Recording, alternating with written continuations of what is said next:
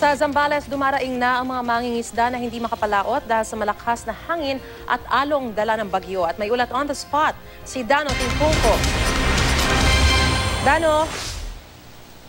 Maris, hindi man na direktang tatamaan ng bagyong Lando ang Zambales, ramdam pa rin ang epekto ng bagyo dito sa lalawigan.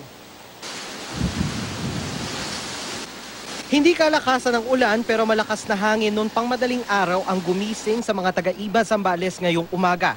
Sa sayawan ng mga puno at mga nagkalat na sanga at kahoy sa kalsada, hindi madali para sa marami na ituloy ang nakagawian tuwing linggo, tulad ng pamamalengke o pagsisimba.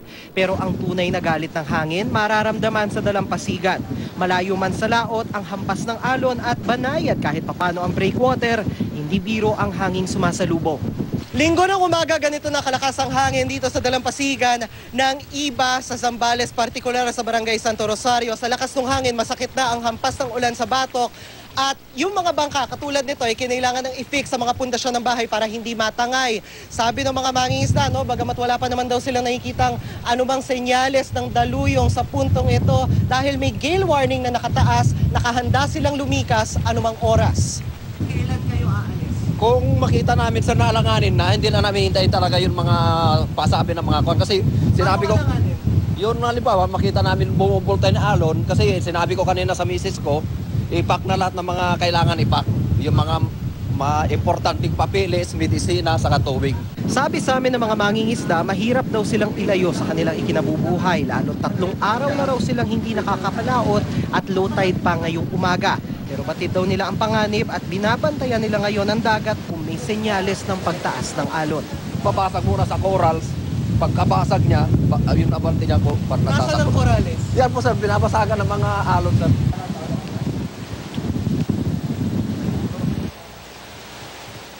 At Maris, gaya ng inyong nakikita sa aking likuran at dito nga sa provincial capital ng Iba ng Zambales, ay malakas ang buhos ng ulan at malakas din ang bugso ng hangin. Yan ay nagsimula kanina pang alas 10 ng umaga matapos ang let up or yung bahagyang paghina mula kaninang alas 8 hanggang alas 10. Ganun pa man, base sa impormasyon natin mula sa Zambales PDRRMO, ay wala naman silang naitalang anumang insidente ng storm surge, pagbaha o landslides sa alinmang bayan na nakasasakop dito sa Zambales. Bagamat sa bayan ng Santa Cruz, meron ng nag-preemptive evacuation doon. 6 na pamilya, katumbas ng 35 katao. At dahil din dito sa Bagyong Lando ay walang kuryente sa Subic, ilang barangay ng Botolan, Castillejos at San Marcelino at sa Masinloc. Maris?